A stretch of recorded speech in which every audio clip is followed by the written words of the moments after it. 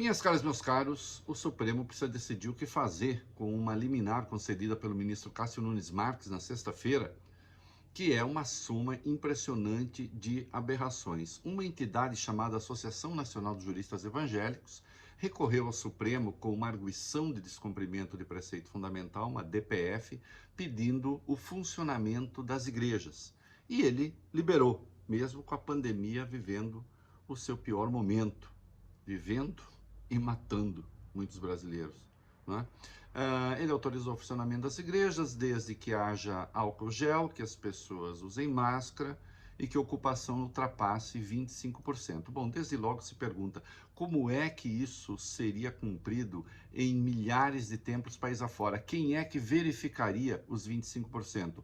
Ontem nós vimos o exemplo de uma das igrejas evangélicas, uma igreja grande, ali com, sei lá, mais de 1 milhar de pessoas, e obviamente não se cumpria a regra que o Cássio Nunes Marques disse que era para cumprir.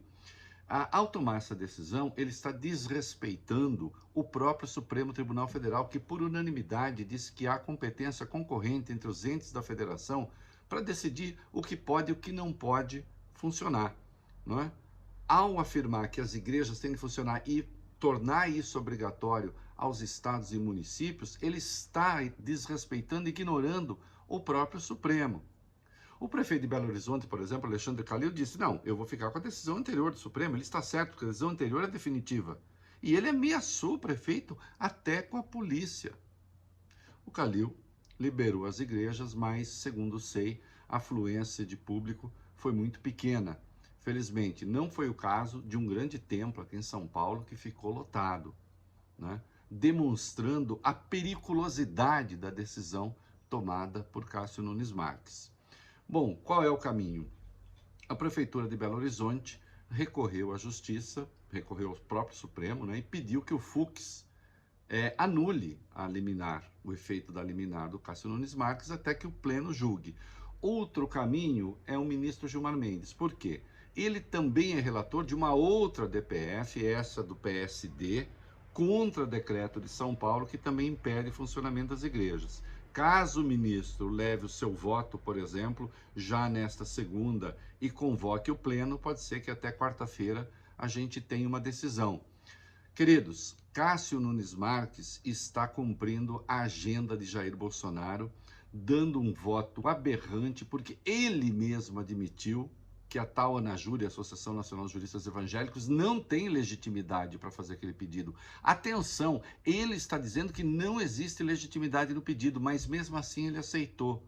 Mas ele reconheceu que o Supremo já tomou uma decisão a respeito, mas afirmou que está se espelhando, acreditem, na Suprema Corte dos Estados Unidos. O nosso Cássio Conká acha que o tribunal que temos já não é o bastante para ele. Ele está se espelhando na Suprema Corte Americana. Deixa eu dizer uma coisa para vocês, tudo isso é um jogo articulado de caso pensado, inclusive de Jair Bolsonaro, que está defendendo essa tese.